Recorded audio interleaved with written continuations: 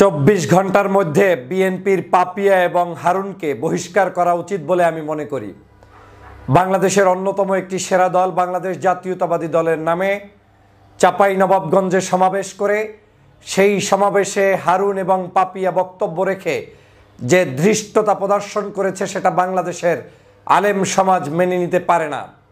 বাংলাদেশের একজন সাধারণ নাগরিক রাজনীতি করতে পারে, বাংলাদেশের একজন রিকশাওয়ালা ভ্যানওয়ালা রাজনীতি করতে পারে, বাংলাদেশের একজন শাক বিক্রেতা, মাছ বিক্রেতা, গরুর বিক্রেতা তারা রাজনীতি নিয়ে কথা বলতে পারে, ভোট দিতে পারে, ভোটের দাওয়াত দিতে পারে।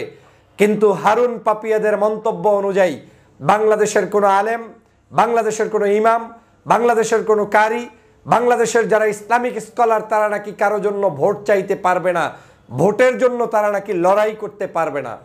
বাংলাদেশ আলেম প্রিয় বাংলাদেশ, বাংলাদেশ মসজিদের শহরের বাংলাদেশ, সেই বাংলাদেশে বিএনপির নাম করে তারা যদি আজকের আলেমদেরকে ভোট দান, ভোট প্রদান এবং ভোটের জন্য ভোট চাওয়া থেকে বিরত রাখতে চায়, তাহলে আমরা কোন বাংলাদেশে বসবাস করছি সেটা আপনাদের কাছে প্রশ্ন। একই কাজ আওয়ামী লীগ করেছে। বিগত দিনে আওয়ামী লীগের সময় তাফসির মাহফিলগুলোতে 144 ধারা জারি করা হতো। বিগত সময় মাহফিলগুলোতে স্টেজে মঞ্চের সামনে থেকে আলোচনা চলা অবস্থায় মাইক কেড়ে নেওয়া হতো, মাউথ কেড়ে নেওয়া হতো। বিগত সময় আলেম ওলামা মাহফিলে যাওয়ার পথে তাদের গাড়ি ভাঙচুর করা হতো।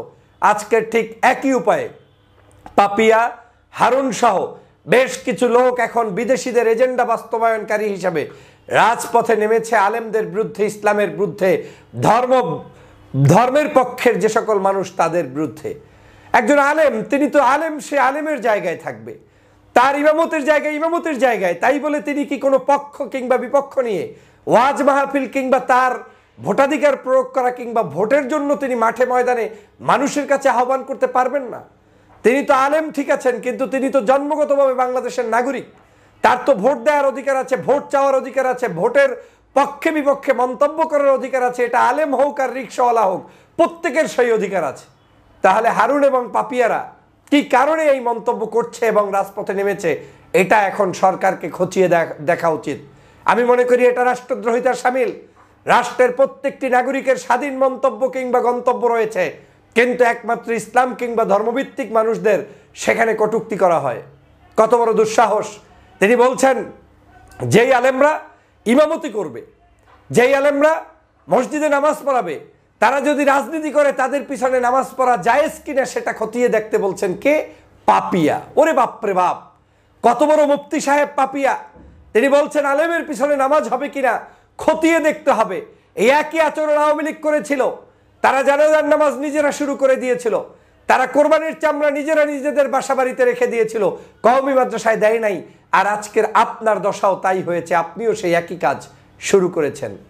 আপনার এলাকায় আপনি এমপি হবেন না হবেন সেটা আপনার ব্যাপার, কিন্তু আপনি কোনো অবস্থায় একটি গোষ্ঠীকে আপনি বলতে পারেন না যে কোনো আলেম, কোনো ইসলামপন্থী নাগরিক ওয়াজ মাহফিলে ওয়াজ করতে পারবে না, রাজনৈতিক ময়দানে ভোট চাইতে পারবে না, তার পিছনে নামাজ হবে না। এই বক্তব্য আপনি রাষ্ট্রদ্রোহিতার শামিল করেছেন, এই বক্তব্য ধর্মদ্রোহিতার শামিল বলে আমি মনে করি। আজকের কোন ভাষা ব্যবহার করলেন আপনি? কি কারণে আজকে বলতে গিয়ে বলছেন আমির হামজার বিরুদ্ধে, আজহারি সাহেবের বিরুদ্ধে, তাদের বিরুদ্ধে বলতে গিয়ে তাদেরকে কুৎসা রটাতে গিয়ে বলছেন এরা নাকি মালয়েশিয়া থেকে খাওয়ার জন্য এসেছে? ধিক্কার জানাই আপনার এই সকল কুচক্রী মানসিকতার, ধিক্কার জানাই আপনার এই সকল এই অসাবধানতাবশত এই সকল বক্তব্যের। আজ এই বাংলাদেশের মানুষ ধর্মভিত্তিক মানুষদেরকে পছন্দ করে। ভোট কাকে কে দেবে না দেবে সেটা জনগণের সিদ্ধান্ত। আজকের শহীদ রাষ্ট্রপতি জিয়াউর রহমান বাংলাদেশে সমগ্র রাজনৈতিক দলগুলোকে ওপেন স্পেস তৈরি করে দিয়েছিলেন শুধুমাত্র বাক স্বাধীনতা এবং বাকশাল থেকে মুক্ত হওয়ার জন্য। বাক স্বাধীনতা দিয়েছিলেন, কিন্তু সেই দলের একজন নেত্রী পরিচয় দিয়ে আপনি কি করে মানুষের বাক স্বাধীনতা বন্ধ করতে চান? আপনি কি করে ধর্মভিত্তিক মানুষগুলোকে আলাদা করতে চান? তারা কি এদেশের মানুষ নয়? তারা কি এদেশ নিয়ে ভাবার চিন্তা নাই? তারা কি সংবিধান নিয়ে কথা বলবে না? তারা কি ভোট নিয়ে কথা বলবে না? তারা কি রাজনীতি নিয়ে কথা বলবে না? এ কেমন বক্তব্য যে আজকে আপনি দিয়েছেন, যেই বক্তব্যগুলোতে সমগ্র বাংলাদেশের আলেম সমাজকে আপনি হাও করলেন। যা কিছু ঘটে, ঘটলেই ভয়। ভয় কেন? এতই যদি আপনার জনপ্রিয়তা থাকে, আপনি আপনার মতো করে নির্বাচনে জয়যুক্ত হন। আলেমদের বিপক্ষে দাঁড় করাবেন কেন? আপনি যদি এত সাহস থাকে, পারলে নিজ দায়িত্বে আপনি নির্বাচন করেন।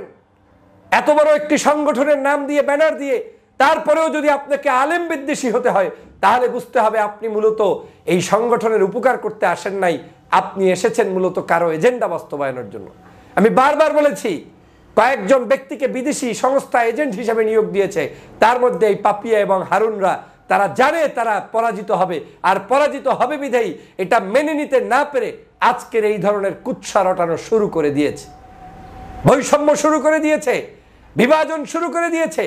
সে কারণে 24 ঘন্টার মধ্যে এই দুজনকে আমি মনে করি দল থেকে বহিষ্কার করে দলের ইমেজ ফিরিয়ে আনা উচিত, অথবা তাদেরকে অবশ্যই তাদের মুখে তালা মারা উচিত এবং তাদের আলেম সমাজের কাছে ক্ষমা চাওয়া উচিত। এরা ক্ষমা না চাইলে আলেম সমাজকে আমি অনুরোধ করব, আপনারা ওদের সকল কার্যক্রম থেকে বিরত থাকবেন। কোন সাহসে আলেমদেরকে কটূক্তি করে বলছে তারা রাজপথে থাকবে না, তারা ভোট চাইতে পারবে না, তারা নামতে পারবে না? এটা হয় না। এটা এক ধরনের বৈষম্য, এটা এক ধরনের মানুষদেরকে ইগনোর করা। এই জন্য বাংলাদেশ স্বাধীন হয়নি, ৭১-এও হয়নি, ২৪-এও হয়নি। আমার এই বাংলাদেশের সকল নাগরিক সমমর্যাদার ভিত্তিতে থাকবে, এটাই হচ্ছে আমাদের চাওয়া। বিএনপি কি পারবে আজকের এই লোকগুলোকে বহিষ্কার করে প্রমাণ করতে যে তারা আলেম সমাজের পক্ষে, ধর্মভিত্তিক মানুষগুলোর পক্ষে?